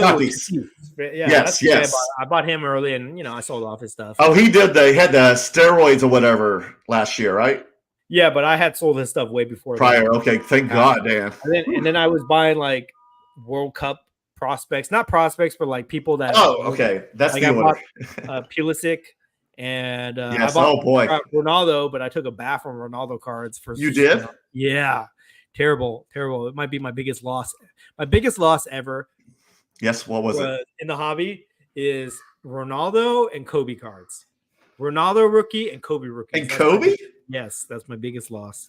How did the Kobe ones become such a big loss? Just the pop counts are too out of control. Oh, is that why? Okay. Yeah, the 1996 Topps paper rookie card PSA 9. I had bought 10 of those at like $1,000 a piece. And by the time I got out of them, I was selling them at like basically like $500-$600 each, basically. So, and they've gone down more since then. Oh my gosh! They're down to like $200 or something like that. And that's why you've always since then preached like rarity is the key. Rarity. At least if I buy a 101, nobody can say, "Well, the last price was this." Yeah, right. Oh, I hate that. Whenever somebody's trying to buy my 101s and they say, "Well, the last price was this," I say, "F you. This is the only one." Okay. This is the only one. Or when they say, well, I know what you bought it for. You bought it for this much. And I say, well, you should have bought it then. I hate that too. I was like, yeah, that was 6 months ago. And I bought it since then. And they've won a Super Bowl since. Yeah. So that's the best way to protect your the price volatility by buying rare cards, 1-of-1s, or cards that just don't transact that much. So true. Anyways. Okay. So, let me see here. Oh, we have more? We're up to 50 people. Everybody started watching at the end. John, even Brady is dropping, and LeBron. Yeah, everybody, man, everybody. It's just a sign of the market where the cards are dropping. Like that's just the way it is. I don't think that it's gonna. I think it will kind of ebb and flow and go up and down, but it's not gonna be like for people that are holding out for 2020 or 2021 prices. It's like probably not going to happen. Not happen again, unless there's another pandemic. Yeah. What will happen is like it will go up. Like let's just say the market goes up. This is what I think here. Okay, this is speculation. Okay, of course it is. Let's just say the market goes up 20% from where it is now, right? That's still not going to be where it was in 2020 or 2021. So the people that have the low cost basis of today, they can make money if there's a next boom, right? But the people that bought in high probably not going to make their money back because they bought in high. It's all about cost basis. You know what I mean? The market will go up and down, up and down. It just depends on when you got in, where your cost basis is, if you can make profit or not. Mm-hmm. So true. Oh, speaking of LeBron, Dan, now I just gave it away. Guess who he contacted to be on their podcast? No, it's not us, unfortunately. It should be. LeBron has a podcast? No, this podcast is doing so well that he's like, why haven't you asked me to be on y'all's show? Joe Rogan. No. Is it a hobby podcast? Sports. What's this? Because it's Sharp? No. You send me their stuff because you want me to emulate some of their graphics and everything. I'm drawing a blank. I'm sorry. Because he's getting a lot of press because he's dating someone that's famous. Oh, the Kelsey brothers. That's correct. Yes. Kelsey brothers. So LeBron this past week, because my girlfriend listens to the Kelsey podcast, and she said that LeBron reached out, and she's infatuated with Kelsey. Okay. She's got Kelsey everything. That's why I had her jersey. You got to fight for your right to party with the Taylor Swift card in my Instagram post the other day. Oh boy! But LeBron's like, "Hey guys, when am I going to be on?" I'm waiting for that day to happen for LeBron to call us. Like, I heard y'all guys do this podcast in the LA area. when are you going to have me on, Dan and Merlin? You know, people always ask to come on our podcast, but I know everybody asks me. Like, you know, okay, here's I think they're scared of you. Here's the honest truth. Okay, the honest truth why we don't have guests on the podcast, or why we rarely ever have guests, is We've had a few. I just don't want to share. I just don't want to share the mic, guys. Okay, there's only one talent here. That's me. Okay, I do the majority of the talking, and I think that get out of here. You do not. With 3 people, it would be too much, to be honest. If we did it live, though, I think I might be more willing, because it'll be more conversational versus what we're doing now. I don't know. It's just different when you do it live. The only time we've had people when we're at the live shows, we've had people sit at our table. Yeah, I don't mind doing it live, but when we do it, like when we're streaming, you know, streaming live, I need all the mic time. It's just like I'm like talent, like on wrestling, you know, I need all the TV time for myself. So that's why we don't have a lot of guests for that. But maybe if we do like a live studio, then we'll definitely have guests for that. We need that like third table, that third mic. We'll do separate episodes, because we are going to have Mr. Minty on at some point, talking about card prepping, and then also talking about starting a business in the hobby. So we'll definitely have him on at some point. And then who knows, maybe if I take another vacation, we'll do one of those things where you have guest host come in and things like that. But that's the reason we don't have guests. Okay, so I'm due for a vacation soon. Yeah, we're actually really good with time right now, guys. So we can end this show early, or if you guys have any last minute questions, anything you want to talk about, any controversial topics, go ahead and throw it in there.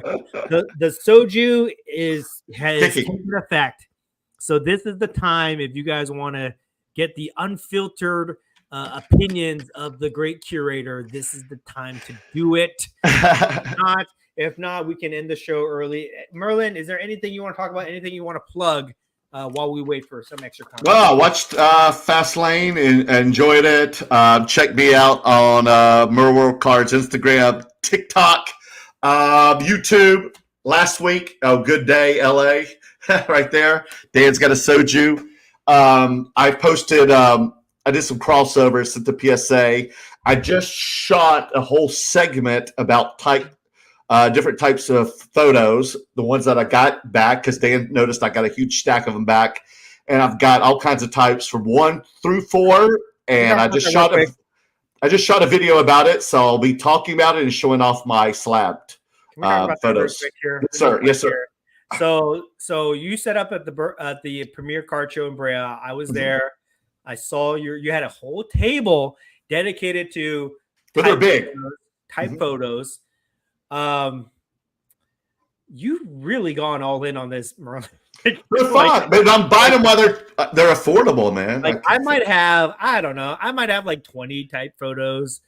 You got it seemed like you got like 100 photos. No, I don't. I mean, I've got a lot of raw ones. No, I've only got like 30 slabbed ones right now. I know, but raw ones. You had a ton. Oh yeah, but man, when they're only like $20 to $100, and you find stuff rare. And then all of a sudden you look at the stuff that you bought, and then you notice that the next week they're selling at $1,000. You're like, okay, I'm onto something here. Yeah, you have definitely gone. And the Nassau ones are really selling well. All in on type photos, which is pretty. I'm having a fun time. I'm having fun doing it. Definitely. Yes. Just an observation.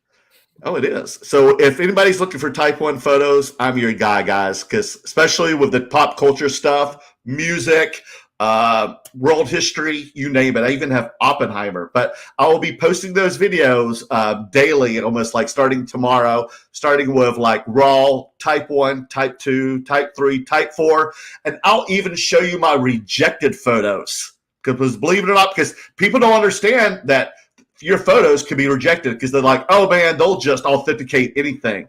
How would they know? How do they may not know. Well, believe me, they know, and they even give you the reason why it got rejected. So it's very interesting. So watch my content coming up. Random 777 card collection. Has anyone realized vintage actresses, and some music cards are going up on eBay, which is amazing for the non-sports? Exactly. That's my point. Music cards and the music photos are skyrocketing. Yeah, I just bought a what's his face? I got it from 1955 at Disneyland. What is it? James Dean photo. That was really cool. That was from Disneyland, 1955. Speaking of Disneyland, so yes, you are right. Random 777. Yeah. Non-sports cards are taking off. We've been talking about it for Especially vintage. I feel like we've been talking about it for at least a year, 2 years now. So definitely we should be getting credit for that. But speaking of Disneyland, Walt Disney, 1931, Willis, his rookie card with the Mickey Mouse on it. I have shown that card off many times for you guys. Right.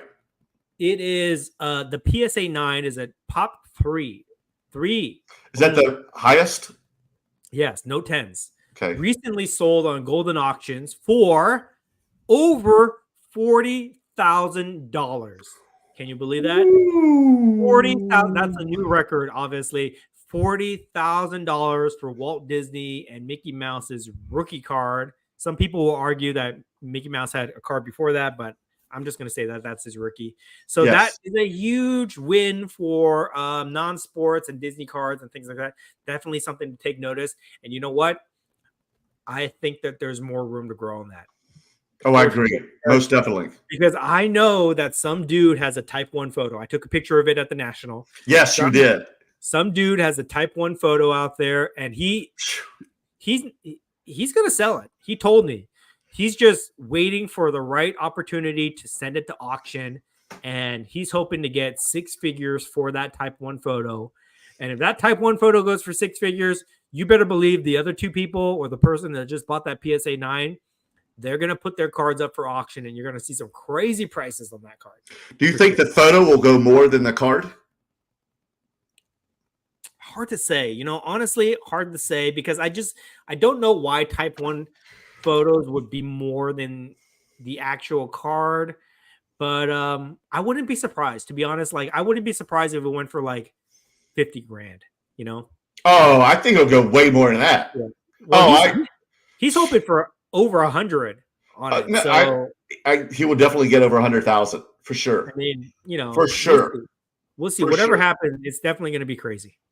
Well, didn't you see my post the other day that I pulled from PSA where they've only ever authenticated 3 of the Mickey Mantle from the top 52? Yeah. They only know of 3 in existence, and they said one of those 3 sold for about 4 or 5 years ago for $2 million. What? So how much? Yes. Oh, shit. That's what it says in the post. $2 million. Wow. Yes. That's incredible. Imagine what we get for now. CV Sports Cards. How was Premiere? Dan had 3 shoeboxes up there with dollar cards. I didn't take it seriously. So, Premiere was exactly what I expected it to be. Good amount of people, good foot traffic, but just like a local crowd. I don't know. I feel like shows are not as fun for me right now. You know what I mean?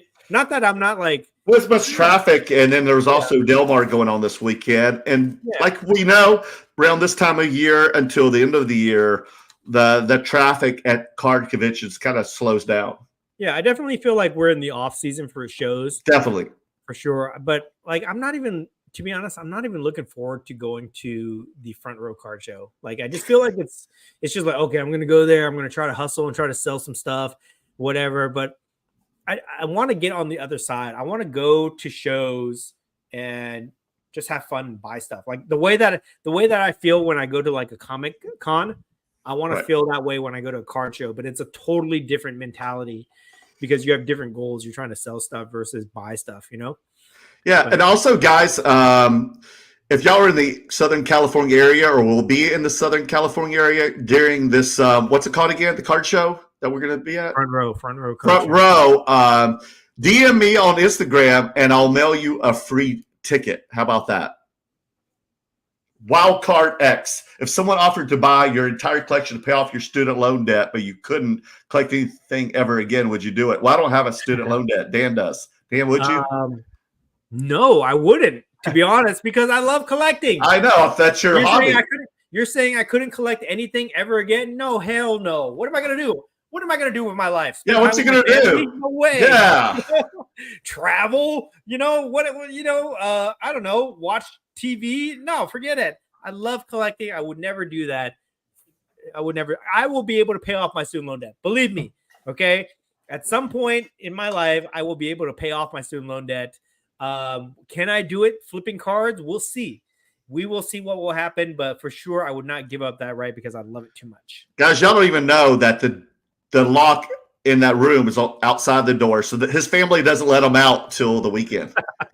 I have been collecting since I was in the womb, guys. Okay, since I was in the I womb, believe it. I believe it. I've been collecting ever since I was a little. Before I could remember. It's all I ever known. It's all I ever known, guys. So I would never ever give it up for sure. And believe me, I've tried. I have tried many times in my life to be, when I was younger, I was like chasing girls. I was in college. I was in a fraternity. Then I got old. I got a job, and I was trying to like invest and save money. And then, and now I'm a family man, and I've tried to do different things. I'm just not the type of guy that like. What does a typical dude do? I'm not the type of guy that just sits around and watches sports, Sunday, or barbecues or goes to bars and drinks beer, or I'm just not that type of guy. I'm just I spend the majority of my time in this room cataloging, reorganizing. That's what I did this weekend. I was reorganizing my shelves, cataloging, looking through eBay, that's just my life, and that's how I am. So I would never, ever give that up. See, I spent all Sunday with my fantasy league guys at a bar watching the games and talking smack about your fantasy team. And I finally kicked all their butts this weekend. Finally, because in that league, I was 0-4. Now I'm 1-5. John, Dan, we need to get more golden hour videos of you cooking buyers at the show soon. Yep. Or whatever, Heritage, whoever. Yeah, I have not made a vlog in a while because honestly, these shows have been not great. They haven't been exciting. I haven't gotten any inspiring. Yeah, like the footage is boring, so I'm not gonna. It's hard for me to make a vlog of it. You know what I mean? And I don't want to spend my time cutting up a bunch of stuff if I don't have any good content. So, so we'll see. Hopefully we'll have a good one at some point. Maybe I don't know if we're gonna have another one this year, but maybe next year we'll do the next vlog. Now, Dan, was your siblings and parents also into collecting? Only my mom. My mom collected antiques, but my dad, my brothers, they don't collect anything. They're boring. Let me tell you, like they're your typical boring adults. All they do is watch TV. They work. They're professionals. Spend time with their family, travel. Do that kind of stuff. Barbecue. Whatever, boring stuff. Nobody collects, and you know what? It's made me. Only my mom collects. So I'm like a representation of my mom, I guess you could say. And they all think that like I'm so immature and stupid. Like I don't even think my brothers know. I don't even think that my brothers know what I do for a living. Honestly, I think they they think I just like I don't know. Live on welfare or something. But they know you have a job just like they do. You have a high-profile job you went to school for, right? I don't like. They know they kind of know what I do, but they don't think that they see me doing it. You know what I mean? Because they see everything that I have here. They know that I make. They know that I go to car shows and stuff. So they like. So are you doing this? They don't get it. Do you have a job anymore? Do you like? Oh no! What do you do? So it's hard to, and I try to explain it to them. I try to say, "Oh, I bought this card and I flipped it and I made this much," and they're like, "What? Flipping? What card? What?" They're like, "How much did you spend on all this crap?" Oh no! So I don't even bother trying to explain anything to them anymore. Although sometimes they do ask me for a card of their favorite player, like my brother asked me. I thought so. Yeah, Brady rookie. I remember that. Yeah, and my other brother asked me for like an Otani rookie. Did you help? Did they get one? Yeah. Whenever they ask for something, I always get it for them. But honestly, they don't. They probably think very low of everything that I do. You know what I mean? I can't believe they actually bought one. Did they spend a good penny on them?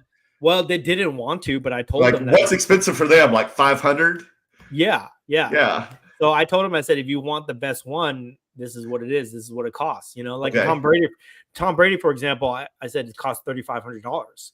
And my brother's like, what? Are you insane? I'm not going to spend that much, blah, blah, blah. But eventually I talked him into it. So. Oh, he did get the $3,500 one. Yeah. Yeah, that'll be like doubled in just a few more years. Wild Card X again. By the way, happy 10-10 a day. Oh, it is 10-10. You got a dual grade, Dan? 10-10? I do. I'm going to pull it out for you right now. Ooh, that's what she said last night. Whip it out. Oh, my God. You, okay? Whip it good. Woo, baby. Right. Hey. Here it is. Baby. Oh, my gosh. Here it baby. is. My baby. Right here. My Charlotte Flair. Let me see if I can get that. That gold got a 10. Is that a gold or green? I can't tell. No, you got to do it like up. Angle it up. More 45 degree. There you go. There it is. Yes. Charlotte Flair gold. Oh, right there. Perfect. Perfect. 10 auto, 10 card. Boom. I bought this raw too, guys. I bought it raw and I graded it myself. And he whipped it out. And I just whipped out it for you guys. Oh my gosh. Look how red he's turning. Oh my gosh. He's blushing. Happy 10-10 day, guys. 10-10. Oh, wow. All right. John Holt again. Merlin, what is your current favorite collectible in your collection? And what is something you would love to own one day? I'll show you guys real quick since Dan just pulled something. I was going to show this on a new video, but I'm going to show you guys right now. This is my favorite. Since I showed you guys mine, Merlin has to show you his. Oh, mine's bigger. Oh, yeah. It's just the slab. The slab is bigger. That's it. Oh, yeah. What are you saying? I'm a shower, not a grower? Okay. Oh, yeah, man, we're definitely going to lose our sponsorship now. No way. Give me a. What the hell is it, guys? Oh my God. This is why we are the most entertaining podcast in the hobby, guys, that nobody listens to, because we're not afraid to make the dirty jokes. Okay, we're not afraid to lose the sponsorships by saying inappropriate comments. Look, I actually had a sports one. I came back today. I love this one. I saw this. I was like, dude, I have to get this. This is Charles Barkley getting in a fight. Of course, that's just like his MO, and that just looks so funny. I mean, who doesn't love Charles Barkley? Such a personality. And here he is doing his usual thing in the NBA, getting in fights. But whoops, that's not it. Hold on, where is it? Oh, shit. Oh, hold on, give me a second. Take your time. It's not like we're live or anything. Okay, we're not live? Are we live? It's like Kelly saying, are we live? Are we live? This is my favorite. That would be another fun episode if we went to South Dakota or North Dakota, wherever he is, to go to his shop. I know, right? Oh my God, we got to do that sometime, please. Okay, shit. He's taking forever, guys. I know. Oh, I thought I had it here. Taking your time. Taking your time. Man, someone's stirring up his place. Can we just move on from this bit? I don't think you're gonna find it. Where the hell? Pick something else. That was my favorite one, Dan. This is all it's all about. You don't understand. It's my least favorite. Oh my God. I'm going crazy. Well, I guess that'll be next week's episode. Oh. All right. Sorry. We'll move on to the next comment here. Oh, Dan, he never lets me know. Oh, I found it. Yes. Okay, here it is, guys. Oh, my God. This is my favorite so far. This is my favorite Type 1 Type 1 photo that I own right now. This is my baby. Right here. This is it right here. It's an atomic bomb from 1946, Type 1. Beautiful but deadly. Hopefully we never see one of these. This is just a test, but we don't want to see test or real ones. Those are fake ships. Those are test ships. This is a Bikini Atoll Type 1 photo from the U.S. Army, 1946. But this is my favorite photo by far. Silent but deadly. Beautiful but deadly. Dan's silent but deadly when you room with him. Junior, I love collecting. That's my hobby as well. So part of your collection to pay off your loan, but try to keep that ones you cannot replace or buy again. Right. Maybe he could sell that one Roman. Oh, you already sold that Roman Reigns. So you can have another like Roman Reigns like that. That would quarter of your debt. Random 7/7 card collection. The best card in Dan collection is a sad Pele card. Do you still have that? I do, and it is for sale. That card is so unique. and iconic and very rare. Hold on. I got it right here within arm's reach. Sad Pele. Look at that right there. They could pull it back a little. Well, it's not. Dang it! Why is it? Dang it! Pele, come on! He's so sad. It's out of focus. Yeah. You might have to do that reverse 45 again. There it is. Whatever it is, you guys get the point. There it is. Sad Pele, right there. You've had that for a long time. Yeah. I'm ready to give it up. So if anybody wants the Sad Pele, it is available. Very rare card. Okay, so I think we'll cut it off there. Now we think, we got an extra 20 minutes of comments in there. So appreciate that. Thank you, guys. Thanks all the comments. Give your last minute plugs. All right, everyone. And remember to buy your supply kits to clean and prep your cars from Mr. Minty. He's got those kits. Get that 20 to 25% discount now before he figures it out, before we break the Mr. Minty internet. So use the Curator code down below. The links are below. And also check me out on Merleworld Cards, Instagram, TikTok, eBay, here, everything. And like I said, I just posted some crossovers to PSA, and I'll be posting some new videos I just recorded the other day about type 1 through 4 photos and rejected photos. So you'll learn more about photos coming from me, since I've got 1,000 of them, Dan said. Too many. Yeah, too many. So if y'all want one, buy one from me. I haven't even listed them yet. None of them have been posted. All right, guys. So that's it for this show. Thank you for hanging out with us. Thank you for all the comments. Appreciate it. Remember to give us all a follow on all the platforms, YouTube, TikTok, Instagram. And that's about it, guys. So appreciate it. And we'll see you next week. Bye-bye. Yo, listen.